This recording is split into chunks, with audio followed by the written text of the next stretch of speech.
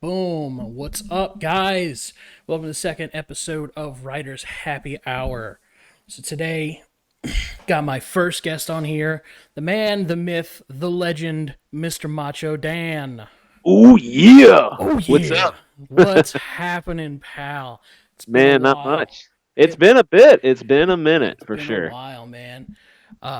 Really happy to have you on here. I couldn't have asked for a better first guest. I appreciate it. Yeah, when you sent me the message, I was excited to do it. I've kind of we ended our campaign like into the fall, I guess, and I haven't streamed like basically at all since that happened. I've just been kind of on hiatus, I've been saying, and so it feels good to be back. I appreciate awesome, you man. asking me. That's awesome, man. I'm glad I can be your first foray back into streaming. Absolutely. So Macho is a writer. He recently put out a comic book, like you said, it ended in fall of last year, right? Called Hiro Blood of Patriots, a really successful Kickstarter. Really great book. If you guys want to follow him, his name is under him at Macho Dano on Twitter. Can they still get your book, or is order stopped?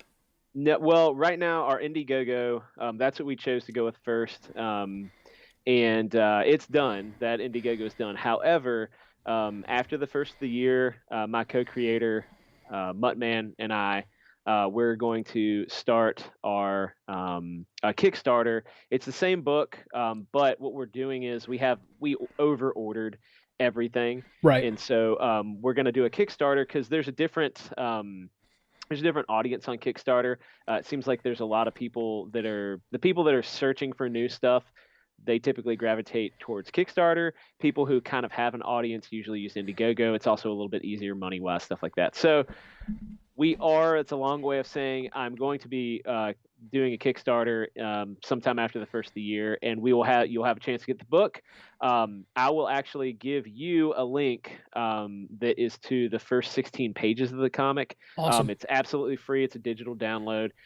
Everybody can have that if you like it. This is just the very first 16 pages. The comic, the 48 pages, picks up where this leaves off. And it's a super high quality print. I actually have one. I should have picked one up and brought it in here. Super high quality print, fantastic book. I'm really proud of it. So I'd love to have some people pick it up. Awesome. Yeah. So what I'll do is when you send me that link, I'll drop it down in the little drop down menu on YouTube. That way anybody watching on YouTube can pull it, and I'll put it up with all the Twitter posts that I do and everything like that. And I'll put it in the description on the podcast website as well. So kind of kick things off, I said this is what I'm trying to do is to help inspire other writers that may be having, writer's block or, a hard time really getting a good creative flow going. So we'll start off with an easy one. What got you into writing? I've always been a creative person. Growing up, like every kid, I had the action figures and stuff, but I found myself writing out kind of how I wanted my worlds to be. And I'm not an artist. I'm not good at drawing comics, but I still wanted to be in that space. I wanted to be in that kind of comic world. So I started writing in describing these worlds as opposed to putting them down on paper that way. And it kind of worked for me. I'm not, I guess, traditional. I haven't been trained. I don't have a whole lot of any sort of formal work, but I have a lot of ideas, and so I've had to learn from a lot of really great writers that are friends now that I've asked questions. And I just basically started taking those crazy ideas that didn't make any sense. And some of them were terrible. They're bad ideas.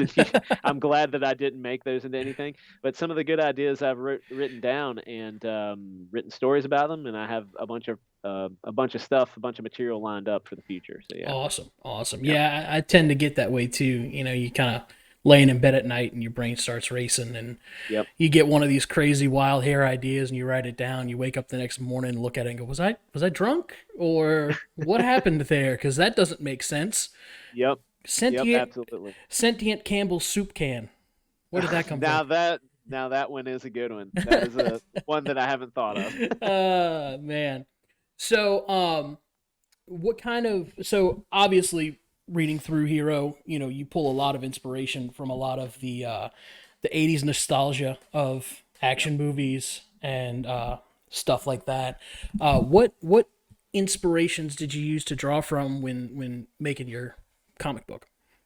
Yeah, I mean, we went back to the heyday of comics, so the 80s and 90s, over the top, just crazy action.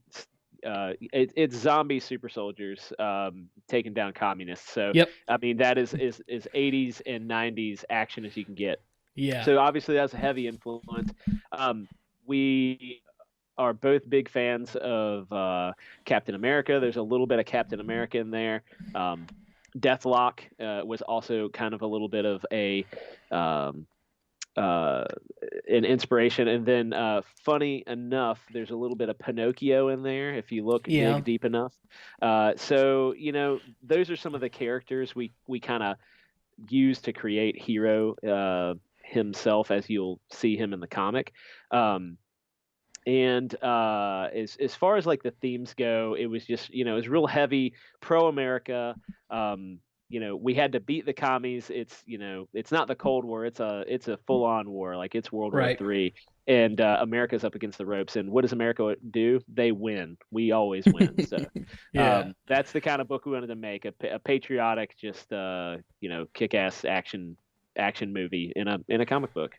Awesome. And yeah, you guys definitely achieved that because the whole time I was watching it, I felt like I was a kid again watching a Stallone movie with my dad. Awesome. It was Well, just that one is of those feelings. exactly what we're going for. That's exactly what we wanted to do. So I Yeah. appreciate it. Yeah. But yeah, man, you guys definitely hit the mark with that, with some of those inspirations.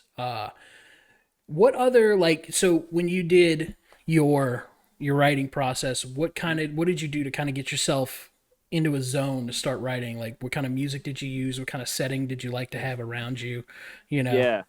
Yeah, for me, this all started, so like once again, I kind of went at this backwards. So I this all started from a dream I had, and the dream goes like this. I I remember the dream was I was somewhere, I was in like a store is what I remember, and there are these the droid in Empire Strikes Back. At the very beginning of the movie, it's the spy droid, and he's floating around in Hoth. It was one of those, except it was holding up a body, okay, which is real strange. And so he's floating around with the body, and he's trying to pretend like he's a human, but he's like knocking into stuff, and people are like, "You're not a human, you're a robot." Um, and it was just this really strange thing. Anyway, I tell this dream to Mutt, and I'm talking to him about him. We're close friends. We were close friends before any of this, and I knew he and I both talk comics all the time. So I was telling him about this, and he's like, "Man, that would be a cool comic." And we started throwing out ideas, and it just took on a life of its own. So we basically distilled that idea down until what Hero is now, which is um, it's a machine, but is it what does it take for the machine to kind of become a little bit human too? So with those ideas, I went to the process of making the comic. So I kind of use a variation. I use a lot of things, but one of the variations I used was Doug TenNapel has a method where he kind of writes down the big chunks of what he wants to accomplish on note cards, and then from those big chunks, then you add some some more note cards, and you put them in between those big ones of the scenes, and then you add more, and you add more detail on every single one of those note cards until you kind of get um, a full story. I did some of that. I started throwing um, those note cards down and getting those big chunks laid out. And then from there, I took spaces of the comic, like kind of sections, Mhm. and I really started to get detailed on it. So I'd write scenes, and I write kind of like I don't write the scene and the dialogue and everything. I basically word vomit for pages, and Right. then I have to go through it, and Mutt and I have to kind of weed out the stuff that's good and then keep the stuff that's not. And once I get that all distilled down, and we're both happy with the story, because he's kind of definitely has some writing input on the stories. Right. Then give it to him. He lays out the images, and then we have dialogue back and forth about what we want to see. Sometimes I have a very clear vision for a scene, and sometimes not. We work together until that's done, and then final dialogue. And that seems like not a lot of steps, but it's so many steps. It takes so long, Yeah. You so can long. you can really get bogged down, kind of getting into the weeds there. But it's good that Yeah, you've got somebody, with you to kind of help, look at something and yeah, give you a fresh take on it. yeah. And like, so, I know you're doing a lot of it by yourself, Right. uh, but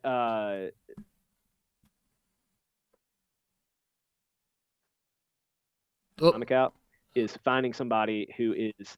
You losing me? I lost you for a second there, but you're back. Okay.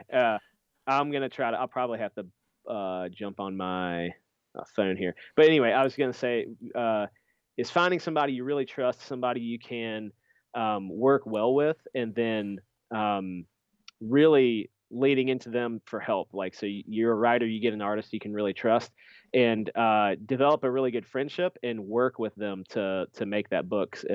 Sometimes that requires giving them some partial ownership. Mutt and I are kind of 50-50 in this deal. We kind of came up with this concept together and worked on it together. So that's how we run it. But there's if you're a writer and you want to give 25% away ownership, that might be a way to get somebody really invested in the project too. Right, right. And so for me, I had my buddy Charlie, who's a writer as well, and that's kind of who I used for all of my, sounding ideas. Hmm. And I definitely find having a community around you helps so much more with that creative process, because you sit there for hours and stare at a blank page waiting for something to come and nothing hits, Yep. Yep. or you stare at a flow chart of where you want it to go and you're like, okay, well, how do I expand upon this? How do I make Yeah. this work? Yeah. Yeah, and I guess you asked me what I my method to get into it, and I didn't answer that part of the question, but Hey, it's all good, um man. it depends. Sometimes I put music on, and sometimes I don't. Typically, I like if I have music on, I like it fairly quiet. But if I'm writing a scene, like an action scene, I'll like put on, like and put on Metallica or something like that. Right. But yeah, there's no specific space for me. Typically, it might be the easy chair in my bedroom. I'll sit down there and kick the foot up, and put some music on just low, and to set my mood, and then go for it. I kind of zone out off of the out of the music, though. I can't have anything too wordy. Usually I Yeah. just instrumental stuff, because if it's too wordy, I find myself listening to the words. And Right. That happens with me too. If I have anything that's got words in it, I'll slowly start realizing that those words are somehow popping up into my script and I don't know why. yeah, you exactly. know? So, yeah, I tend to keep mine set more on, it's funny, I keep mine on like 80s retro wave and Hey, synthwave that's kind a of great stuff. one. Yeah, synthwave stuff is awesome. Is really good.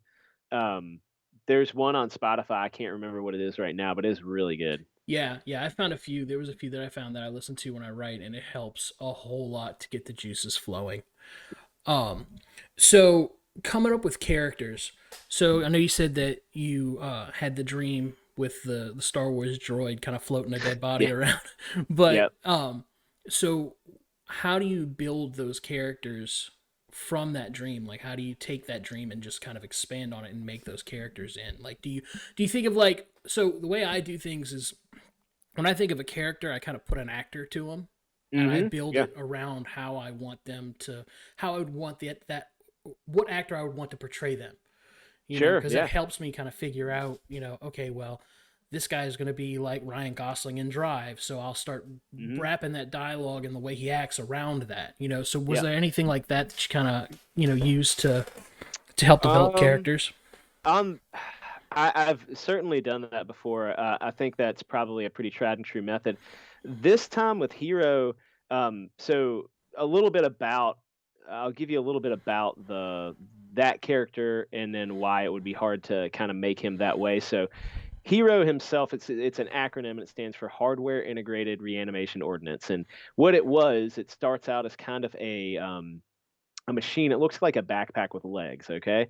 And what it can do is if there's a fallen soldier, they die in battle, they can deploy a hero unit, or this is the theory, right? That it would basically be able to attach to the body, and it uses a lot of interesting processes that are discussed in the book to basically reanimate that corpse. Right.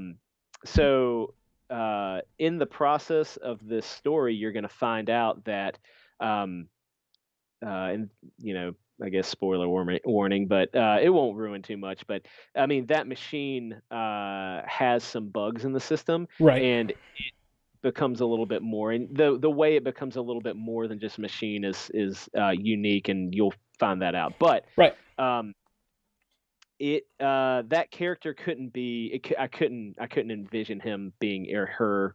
It's kind of it's its own that Heroes is its own person. Right. But I do have other characters, so you'll meet Dr. Crouppen, meet his best friend, bodyguard, all around good guy named Boone. You'll meet his sister Nina, and then you'll meet a couple other characters. And some of them I did kind of have some ideas for, who, just putting somebody in as a placeholder, but I like them to be their own. So for me, typically, I don't use an actor in my head. I try to create because then I feel like I always associate them with that actor, and there's Right. nothing wrong with doing that at all. It's just not something that worked for me on this particular book. So I kind of like to lay out all the characteristics I want to see in them, and I kind of let that speak to me. And it takes a few days, well, more than a few days. Usually, it's going to be a few writing sessions, which are going to be a long time to work that character out of what I want them to be, the personality and how they talk and all those little details. Like Boone, for example, ended up being probably one of my favorite characters of the entire book, and he's this like big, lovable uh, gangster turned like heroic sidekick, and he's just such a awesome character, and he has a big story to go in volume 2. And so yeah, it's just fun to kind of grow them out of that, I think. Right. And I gotta let them speak to me, which seems really corny to say, but Yeah. No, I but get that. I gotta get that from them. I guess the character as they're being fleshed out in the book. Right. You kind of, it's good to treat the characters like, they're living beings, Yeah. and that, you can have, it's silly in a sense, but you can have conversations with these characters in your head and Mhm. talk to them, and it usually can help you get a good grasp on where they would want to go, because you kind of just surrender your mind to that character for a minute and let Yep. them work through you, so you present the situation and let them work through that situation. Yep. Absolutely. It kind of, so one of the characters I thought of while I was rereading again, so the main villain, Volk, the Bulk. Yep. the whole time I was reading him, and I don't want to set somebody in stone for you, but this is just what my thought was. The Yeah. only thing I could hear in my head was Sam Rockwell. That's who I thought of the whole time, was Sam Rockwell, just this sleazy, angry Sam Rockwell. That's a great. He would probably have a slight Russian accent, but yeah, I mean, a sleazy Sam Rockwell with a Russian accent, like that's a pretty good approximation. Yeah. That's great. No, because Sam Rockwell, that he's such a good actor, and he can pull out that kind of like, just like you feel gross after dealing with him. You know what I Yeah. mean? Yeah, but Yeah. he's so good about flipping the switch on that too. Oh, yeah, absolutely. Because I don't know if you That's saw hilarious. Three Billboards outside of Ebbing, Missouri, but he I did. goes, I heard that was great, though. I heard it was fantastic. he had that sleazeball to lovable, you rooting for this guy kind of thing. Okay, cool. Um, but yeah, so you said you're working on a volume 2 on that.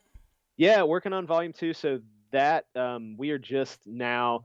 So a little backstory. Sorry, I Oh have to no, like you're always fine. go back to tell the reasons for these things. But Mutt, my pal, one of my best friends, and he helped me create. We co-created this project. He actually moved from the town that we live in now. He was just 20 minutes down the road, and he moved to Tennessee. So he's a he's a ways away from me now, which is a sucky thing. But I'm so thrilled for him because he did get a fantastic job, and it was an opportunity he couldn't pass up. So, um, the good news with that is he's going to have more time and drive to be able to put into this book because he was just grinding on freelance graphic art and stuff Yep. like that for like almost a year, like almost an entire year. He was doing that, and it was wearing him down. So I'm so happy that he was able to get that opportunity and have a steady paycheck, a steady job. He doesn't have to worry about the stressors. So this gives us the opportunity to really work hard on volume 2. So that will be launching at some point. Honestly, it'll probably be late this year. Reason being is we want to be fully like almost done with all art, everything before we launch. Like one of our mistakes on our book is that we thought we were further ahead than we needed to be, and we weren't. We should have had more art done. We should have had more of everything done. Everything should have been planned out, and we were a little behind. So our book was a little bit later getting out. Luckily, indie comics fans are phenomenal, and everybody was so supportive of us, and it wasn't a big deal. But we don't want to do that. We want to, when we finish and we close the campaign, we want to, in a short amount of time, turn that book around and get it into readers' hands, because that's what we would want if we were buying a book. Right. Um, Right. so yeah, so number 2 is going to be coming out, and we're pretty pumped about it. There's going to be 3 volumes in all for the whole kind of hero story arc. Um, that's what we have planned. They're all going to be 48 pages approximately. They might be a little bit more depending on how the story um, swells in this second volume. But it's going to be a whole arc. It's going to be like kind of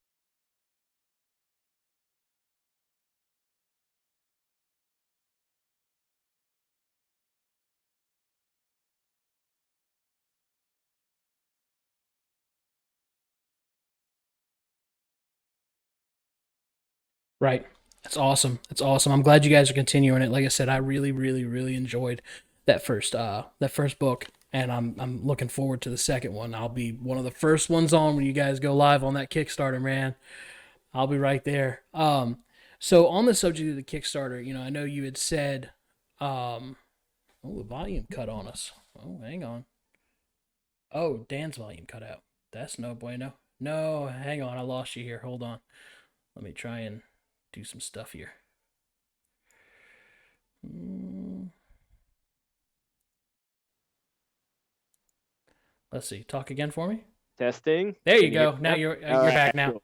You're back now. You're back now. Um, I guess what did we miss? What did Yeah, y'all right. miss?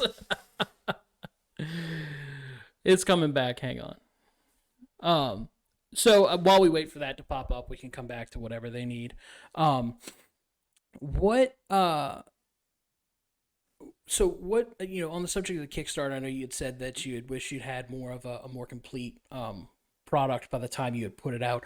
What other pitfalls or advice do you have for creators starting out that want to go that route, that want to go the Indiegogo or Kickstarter route? Yeah, so like I said, we did Indiegogo to start with, and it was the right choice. And you guys gotta, if you're gonna do one, really look at the differences in the 2 platforms. Um, One of the main differences and one of the reasons we chose Indiegogo was that when you complete the campaign, um, you get your money immediately. And we kind of needed that seed money to be able to pay colorists and pay the printing and do all these things. So you get your money up front, and that's a big plus with Indiegogo. With Kickstarter, you don't get your money until the item's ready to ship. So think about those things when you're putting a book out. That's why a lot of indie creators will go Indiegogo first. They'll get a following. For us, we probably didn't have enough people. Actually, our first campaign failed, like didn't make the goal at all. And we learned a lot of stuff. So number one, the following. So we started. I had like 400 Twitter followers, and I still don't have many followers now. I have like Right. 1,600 or something like that, which is not a lot. And but it's enough to sustain me as a small time creator. I have a lot of friends in the kind of indie sphere, and they will also tweet out stuff. So get into some of these like writers' rooms or chats in the indie community. Um, you could, get there's so many indie comic creators out there. You can quickly get plugged in. So that is number one you need to do. Make some friends. KP is a great person to talk to. If you want to at me on Twitter, I would love to help anybody who is interested in putting a book out. I'm by no means an expert, but I made a lot of mistakes, and I want to help you as much as possible. So, following number one, make tweets. Engage people. Very friendly. Don't be argumentative. I mean, stand up for your values or whatever. But I found that it's like the old saying goes, like you attract more flies with honey than with vinegar, right? That's how Right. I work myself on Twitter, on any social media. I need to be above reproach. I want to treat every individual I talk to anywhere with respect, and I want to be a positive influence on the entire community. If you do those things, I truly believe you'll get a pretty good following. That's how I got mine. That's what worked for me. Um, Number two, get your stuff done ahead of time if you can. So we were we probably had half the book done when we finished our Indiegogo, and that was not even close to being enough. Like 75% or more done would be beneficial. If you don't do that, be upfront with your supporters as to when that book is going to come out. We thought we were going to get it out last November, I think, Hmm. and it didn't come out till like April. Like that's when we got the book out. So, you know, be upfront. That was a miscalculation on our part, and we owned it. So, you got to think about all that stuff. We had a lot of things that happened. I mean, COVID, everything Right. played a factor. Right. Um, and then continue to always keep your supporters like informed on your book. So when something comes out, a new piece of artwork, don't show all the artwork. Like nobody likes to be spoiled, but show them a little. Like show them that you're working on it. They love to see an update. So do a weekly update or a bi-weekly update or something like that. People love seeing those things, and just continue to be engaged. If you're not, and I found this out because I kind of checked out a little bit after the campaign ended, and I was like working hard to get it. We were working hard to get it done.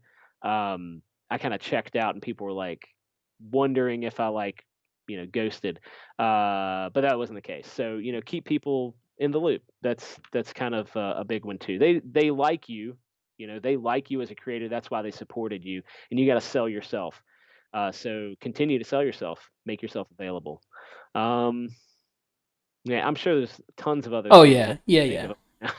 But I mean, I can say, you guys helped me a whole lot starting out. I kind of y'all were the first ones I really made contact with, Hmm. and it was very comforting to know that the community out here is very supportive, Oh and yeah. it helps to know that if you put yourself out there, you're not gonna get shut down.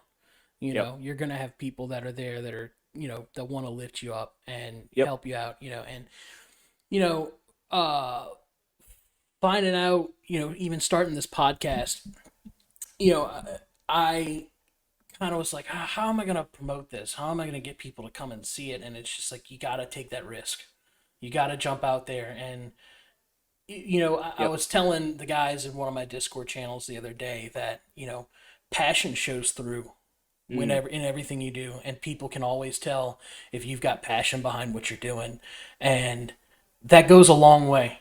If Yep. you can feel it and you can sense it in somebody's, talking or typing or whatever they say or how they pitch their idea, that, hey, it may not be the best idea. It may not be the next Citizen Kane or the next, Killing Joke, but it's something that they're really, really, really passionate about. And it's Yep. your duty as a fellow creator and as a fellow human to help lift them up and to push them to where they want to go. Yep, absolutely. I agree with that wholeheartedly. And you said something. Oh man, you said something, and I had a thought, but I lost it. It's but this whole creator sphere out here. Um, oh, I know what it was. You said something, and I just thought like people can smell like they can smell bullshit. Oh yeah, oh yeah, You know yeah, what I yeah, mean? yeah, yeah. And so there's creators that came out. We're marketing our book, and then there's some new creators, and like it's exciting when you see a new creator with a new idea and a project that they want to get off the ground.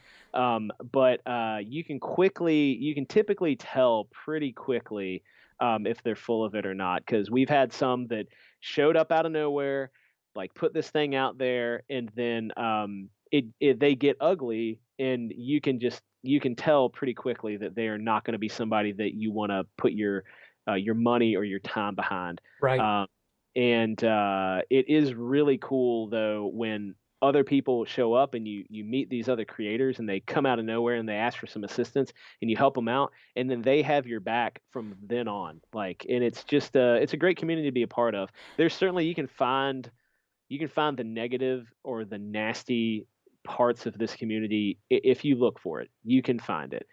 So remember that when you're picking and choosing people to follow and to support, because if they're nasty, if they're being nasty, chances are they're going to continue to be that way. I don't like to get too political with this stuff because there's a Right. lot of that out there too, but Right. that's kind of my thing that I stand behind.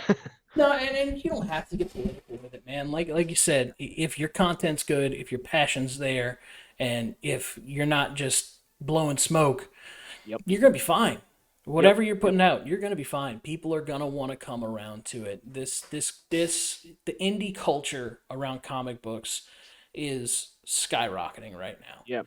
And people Absolutely. want to see new and fresh ideas. So if you have any ideas, just put them down and try them out, man. Get into Yep. one of these communities. Talk to, message me, message Macho, get into some of these Absolutely. discords and talk to us. And I would be more than honored to read what you have to put out there. Yeah. Yeah. And, I mean, I'm no critic, but I can give some input. I can help, Yep. and that's definitely something that if that people watching, if they take away anything, that's the one thing I want people to take away from. It's just get out there, just get out there and do Yeah. it. Don't be afraid to try. Nobody knew Mutt and I from Adam when we started. Like I probably had like 60 followers on Twitter when I started this, and I got out there. I wanted to be part of the scene, and I commented with people and friended them and whatever.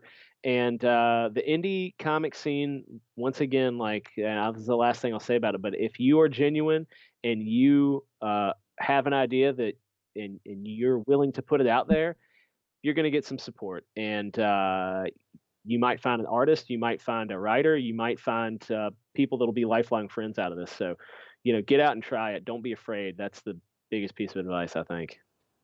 So, kind of wrap up question. Just to kind of help people get some more inspiration and maybe pull from actual comic book stuffs. One of the questions I want to start asking at the end of every one is give me your top 3 arc pull lists when it comes to comic books. Oh man. All right, that's a tough one, man. Yeah. All right. So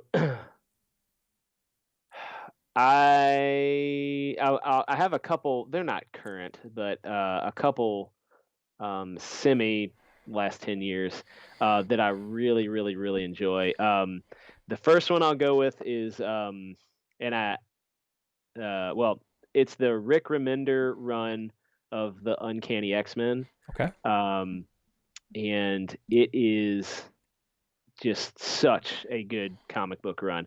It's like Wolverine, Deadpool, Psylocke, Archangel.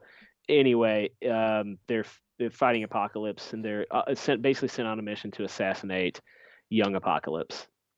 Phenomenal, phenomenal run. Rick Remender, I don't like as a human, but the man can write. The man is incredible. So Sometimes you got to fantastic. separate the art from the artist if you really like it. Yeah, fantastic run. Like that is so good. Um, the second one, I'd say I bought all these up into issue probably like up into the 30 something issues, and then I stopped buying new comics for a while. So I have some catching up to do. But it was a run by Image called Manifest Destiny, and it was if Lewis and Clark, left to explore the Louisiana Purchase, but there's witches and monsters and zombies and stuff. Nice. That one's Uh, gonna have to go on my list now. it's really good. And you could probably find a trade paperback of the first volume, like super easy. And the art is great. The artist is actually from my hometown too.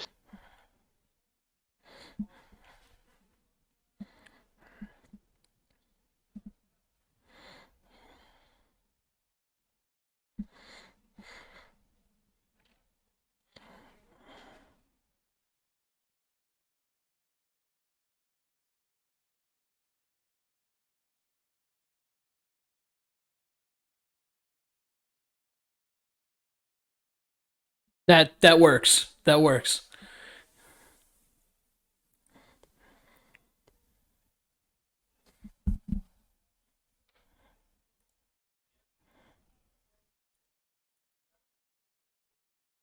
Month Uh-oh. free. There we go. I got you. You just popped out for a second. You're You're good. back. Yeah, you're Okay, back. cool. Okay.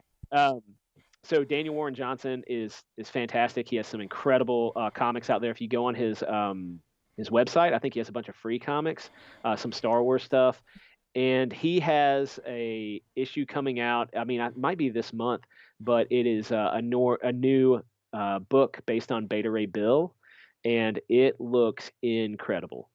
It looks Awesome. absolutely incredible. So I would give that one a shot. Daniel Warren Johnson is amazing. His art's incredible. I'd probably buy everything that I can that he's done. So go with that Awesome. one. Awesome. Well, that's good stuff. Like I said, I'll have to put some of those on my pull list and start reading them. But I appreciate you being here with me, man. It's Macho Dan. He has his book Hero out right now. He's going to be relaunching it. Obviously, he said before. When did So after the first? sometime in 2021, I'm gonna relaunch it. Sorry, no, sorry. Beginning of the year, I'm gonna relaunch the Kickstarter for Right. Hero Blood of Patriots. Right. So if you are curious about it, please check out my Twitter feed. I have some info there. I'm also gonna put. I guess it's okay to put in the chat. Yeah. Go I ahead. have the link to the zero issue or the first issue. It's the first 16 pages of the story. It's 100% free. Download it, enjoy it, share it with other people, whatever you want to do. This gets you started. It's black and white. The book is color. It's high quality, super high quality print, and it will be available for you. So I'm going to put that in the link to that. Let's make sure it works.